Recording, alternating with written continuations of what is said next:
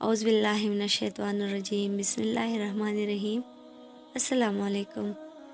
حضرت داؤد علیہ السلام کی قوم بندر بن گئی۔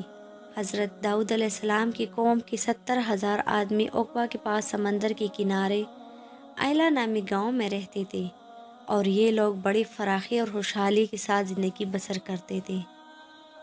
اللہ تعالیٰ نے ان لوگوں کا اس طرح امتحان لیا کہ ہفتہ کے دن مچھلی کا شکار ان لوگوں پر حرام فرما دیا، اور ہفتے کے باقی دنوں میں شکار حلال فرما دیا، مگر اس طرح ان لوگوں کو آزمائش میں مبتلا فرما دیا کہ سنیچر کے دن بے شمار مچھلیاں آتی تھی اور دوسری دنوں میں نہیں آتی تھی۔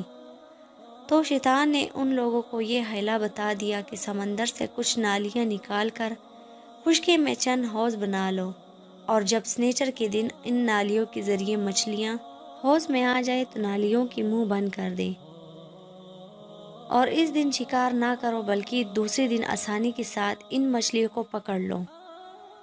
ان لوگوں کو یہ شیطانی ہیلا بازی پسند آ گئی، اور ان لوگوں نے یہ نہیں سوچا کہ جب مچھلیاں نالی اور حوض میں مقید ہو گئی تو یہی ان کا شکار ہو گیا۔ تو سنیچر ہی کے دن شکار کرنا پایا گیا جو ان کے لیے حرام تھا۔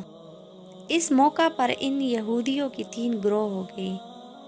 نمبر 1، کچھ لوگ ایسے تھے جو شکار کی شیطانی ہیلا سے منع کرتے رہے اور ناراض و بیزار ہو کر شکار سے باز رہے۔ نمبر 2، اور کچھ لوگ اس کام کو دل سے برا جان کر خاموش رہے، دوسروں کو منع نہ کرتے تھے بلکہ منع کرنے والوں سے یہ کہتے تھے کہ تم لوگ ایسے قوم کو کیوں نصیحت کرتے ہو جنہیں اللہ تعالیٰ ہلاک کرنے والا یا سخت سزا دینے والا ہے۔ نمبر 3، اور کچھ وہ سرکش و نافرمان لوگ تھے جنہوں نے حکم خداوندی کی اعلانیہ مخالفت کی اور شیطان کی ہیلا بازی کو مان کر سنیچر کے دن شکار کر لیا اور ان مچھلیوں کو کھایا اور بیچا بھی۔ جب نافرمانوں نے منع کرنے کے باوجود شکار کر لیا تو منع کرنے والی جماعت نے کہا کہ اب ہم ان معصیت کاروں سے کوئی میل ملاپ نہ رکھیں گے، چنانچہ ان لوگوں نے گاؤں کو تقسیم کر کے درمیان میں ایک دیوار بنا لی اور آمد و رفت کا ایک الگ دروازہ بھی بنا لیا۔ حضرت داؤد علیہ السلام نے غصہ ناک ہو کر شکار کرنے والوں پر لعنت فرما دی۔ اس کا اثر یہ ہوا کہ ایک دن خطا کاروں میں سے کوئی باہر نہ نکلا تو انہیں دیکھنے کے لیے کچھ لوگ دیوار پر چڑھ گئے تو کیا دیکھا کہ وہ سب بندروں کی صورت میں نکل آئے ہیں۔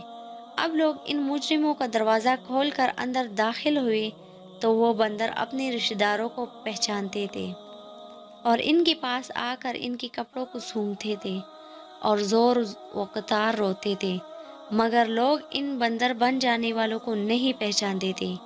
ان بندر بن جانے والوں کی تعداد 12,000 تھی۔ یہ سب 3 دن تک زندہ رہے اور اس درمیان میں کچھ بھی کھا پی نہ سکے، بلکہ یوں ہی بھوکے پیاسے سب کے سب ہلاک ہو گئے۔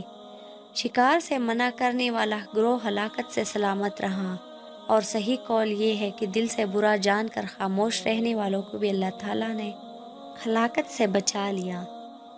اس واقعہ کا اجمالی بیان تو سورہ مفصل واقعہ سورہ اعراف میں ہے، بقرہ کی اس آیات میں ہے، اور بے شک ضرور تمہیں معلوم ہے جنہوں نے ہفتہ میں سرکشی کی تو ہم نے ان سے فرمایا کہ ہو جاؤ بندر دھتکارے ہوئے ہوں۔